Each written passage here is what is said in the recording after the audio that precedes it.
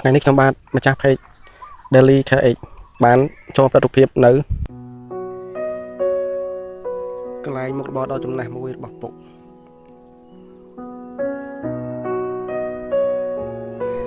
តាមតែគាត់បានប្រាប់មកមុខរបរនេះគាត់បានធ្វើវាតាំងពីយូរហើយប្រហែលជាអាយុគាត់នៅ17 18ឥឡូវវ័យគាត់60ហើយគាត់នៅតែធ្វើទៀតហើយគាត់តែងតែពោលប្រាប់ខ្ញុំថាគាត់ហត់តាំងពីតូចហើយដល់វ័យគាត់ប៉ុណ្ណេះនៅតែអត់ទាន់រកភាពស្រួលឲ្យខ្លួនឯងបានហើយវីដេអូនេះខ្ញុំសូមផ្ដាំទៅក្មេងៗក្រោយបើសិនជាមានការងារណាដែលយើងឆ្លាញ់ហើយចូលធ្វើវាឲ្យបានយូរបំផុតតាមតែអាចធ្វើទៅបានហើយក៏ឆ្លៀតមកផ្ដិតរូបភាពជុំវិញផ្ទះនៅភូមិឲ្យអ្នកនរគ្នាមើលដែរនេះជាទស្សនវិជ្ជាជុំវិញភូមិដែលនៅខាងភូមិខ្ញុំហើយ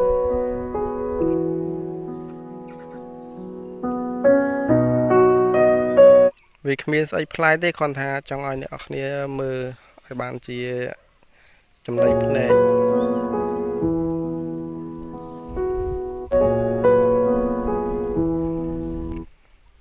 ដោយសារថាយូរមកស្រុកម្ដងក៏ឆ្លៀតផ្ដិតរូបភាពនៅជុំវិញភូមិឲ្យអ្នកនរគ្នាមើលតាមតែស្រុកអ្នកនរគ្នាដូចជាស្រុកខ្ញុំដែរអត់បើសិនជាដូចកុំភ្លេចចូលខមមិនអ្នកនរគ្នានៅខាងក្រោមវីដេអូនេះអត់មានអីច្រើនទេមានតែប៉ុណ្ណឹងនេះជាទស្សនវិជ្ជាទាំងមូលនៅខាងក្រោយភូមិបើសិនជាអ្នកនរគ្នានឹកឃើញអ្វីចូលខមមិនខាងក្រោម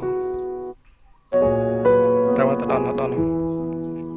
សិននឹងចេះណាពេលឃើញមនុស្សវាចាប់វាសងំមកអត់ជឿតាមអ្នកនរគ្នា